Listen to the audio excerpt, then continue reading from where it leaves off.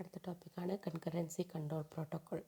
അപ്പോൾ നമ്മൾ concurrency control problems എല്ലാം ഒഴിവാക്കാൻ വേണ്ടിയിട്ട് ഒഴിവാക്കാൻ വേണ്ടിയിട്ട് പ്രോട്ടോക്കോൾസ് യൂസ് ചെയ്യുന്നു എന്ന് പറഞ്ഞു. അപ്പോൾ ആ പ്രോട്ടോക്കോൾസ് വഴി നമുക്ക് അറ്റോമിസിറ്റി, ഐസൊലേഷൻ, സീരിയലൈസബിലിറ്റി ഒക്കെ എൻഷുർ ചെയ്യാൻ പറ്റും. ഓക്കെ, അപ്പം ഈ കൺകറൻസി പ്രോട്ടോക്കോൾ മൂന്നായിട്ട് കാറ്റഗറൈസ് ചെയ്തിട്ടുണ്ട്: lock based, time stamp based and validation based protocols. Okay, lock-based protocol.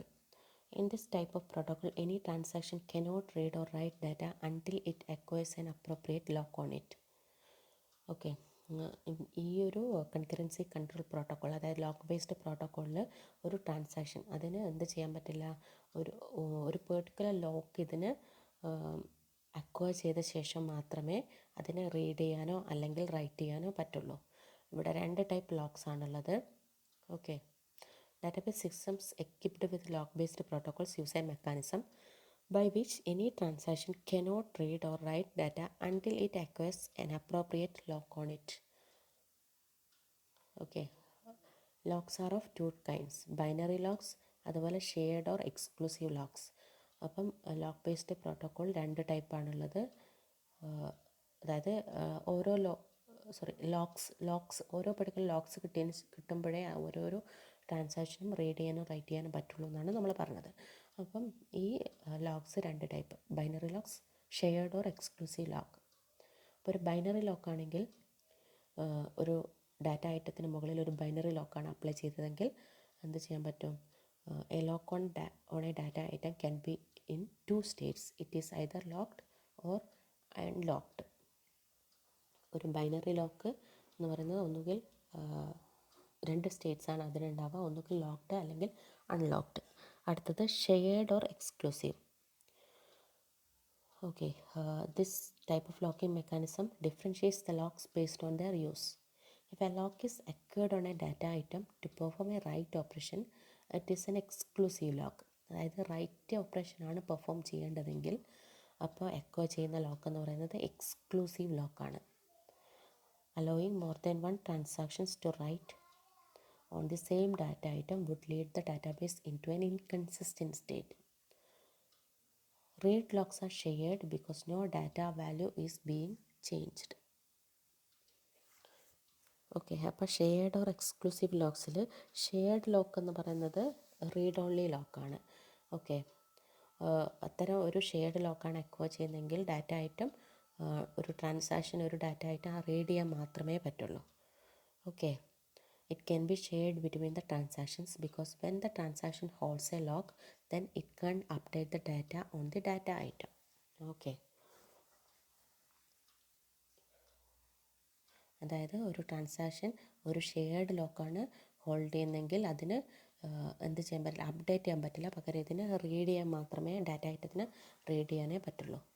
നേരെ മറിച്ച് എക്സ്ക്ലൂസീവ് ലോക്ക്, ഈ എക്സ്ക്ലൂസീവ് ലോക്കിൽ ഒരു ഡാറ്റ ഐറ്റം അതിന് റീഡ് ചെയ്യാനും പറ്റും, അതുപോലെ തന്നെ റൈറ്റ് ചെയ്യാൻ പറ്റും. ഓക്കെ, ഒരു ട്രാൻസാക്ഷന് ഒരു പെർട്ടിക്കുലർ ഡാറ്റ ഐറ്റത്തിന് റീഡ് ചെയ്യാനും അതുപോലെ തന്നെ റൈറ്റ് ചെയ്യാനും പറ്റും. ഈ ലോക്ക് എക്സ്ക്ലൂസീവാണ്. And in this lock multiple transactions do not modify the same data simultaneously. Okay, അപ്പോൾ multiple transactions same data simultaneous ആയിട്ട് ഇവിടെ മോഡിഫൈ ചെയ്യാൻ പറ്റില്ല. There are 4 type of lock protocols available. Two-phase locking protocol 2PL എന്നാണ് ഷോർട്ടായിട്ട് പറയുക, is one among that. Okay, shared lock, exclusive lock clear ആയിട്ടുണ്ടാവുമെന്ന് കരുതുന്നു. പിന്നെ ബൈനറി ലോക്സും. അപ്പോൾ ഇതെല്ലാം ചോദിക്കാറുണ്ട്.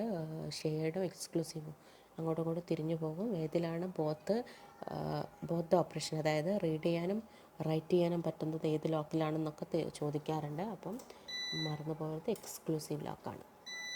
അടുത്തത് 2PL. This two-phase locking protocol divides the execution phase of a transaction into 3 parts.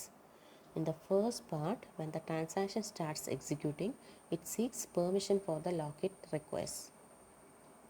Okay, ഒരു ട്രാൻസാക്ഷൻ്റെ എക്സിക്യൂഷൻ ഫേസിനെ 3 പാർട്ടായിട്ടാണ് ഡിവൈഡ് ചെയ്തിരിക്കുന്നത്. 2PL അല്ലെങ്കിൽ 2 phase ലോക്കിംഗ് പ്രോട്ടോക്കോൾ ഒരു ട്രാൻസാക്ഷൻ്റെ എക്സിക്യൂഷൻ ഫേസിനെ 3 പാർട്ടായിട്ട് ഡിവൈഡ് ചെയ്തിരിക്കുന്നു. ഫസ്റ്റ് പാർട്ടിൽ ട്രാൻസാക്ഷൻ എക്സിക്യൂഷൻ സ്റ്റാർട്ട് ചെയ്യുമ്പോൾ അതെന്ത് ചെയ്യുന്നു, അത് പെർമിഷൻ ചോദിക്കുന്നു, അതായത് റിക്വയർഡ് ആയിട്ടുള്ള ലോക്സിൻ്റെ പെർമിഷൻ ചോദിക്കുന്നു. It seeks permission for the lock it requires.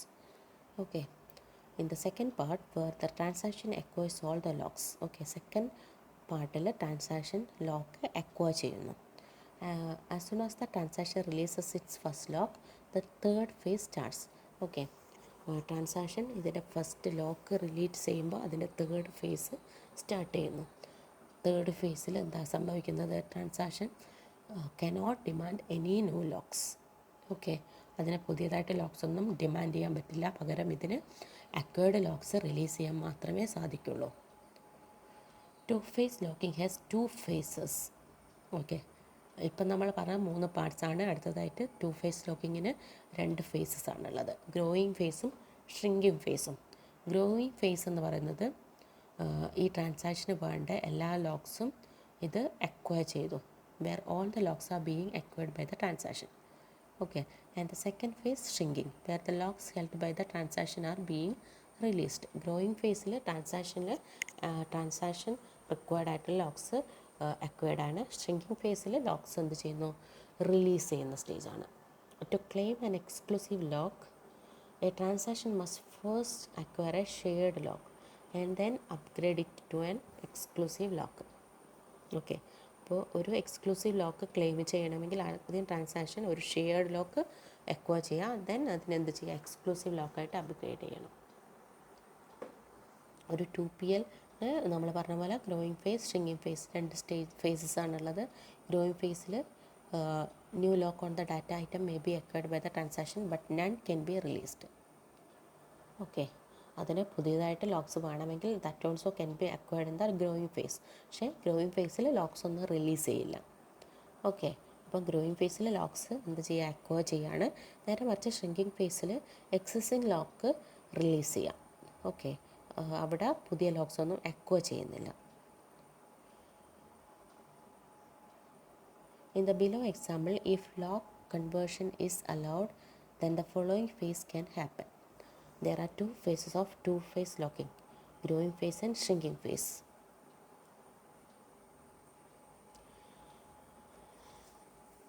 If lock conversion is allowed, then the following phase can happen. Upgrading of lock is allowed in growing phase. Summarise ചെയ്ത് പറയുകയാണെങ്കിൽ ഇവിടെ transaction 1ൽ ടേബിളിൽ കൊടുത്ത് നോക്കുക, ഗ്രോയിങ് ഫേസ് എന്ന് പറയുന്നത് step 1 to 3 growing ഫേസും ഷ്രിങ്കിങ് ഫേസ് എന്ന് പറയുന്നത് സ്റ്റെപ്പ് 5 to 7. ഓക്കെ, ഈ ലോക്ക് പോയിൻ്റ് ഓക്കെ അത് സ്റ്റെപ്പ് 3. നേരെ മറിച്ച് ട്രാൻസാക്ഷൻ 2 അവിടെ 2 to 6 സ്റ്റെപ്സ് അത് ഗ്രോയിങ് ഫേസും 8 to 9 steps that is in shrinking phase. അതുപോലെ സ്റ്റെപ്പ് 6 അത് ലോക്ക് പോയിൻറ്റുമാണ്. ഓക്കെ.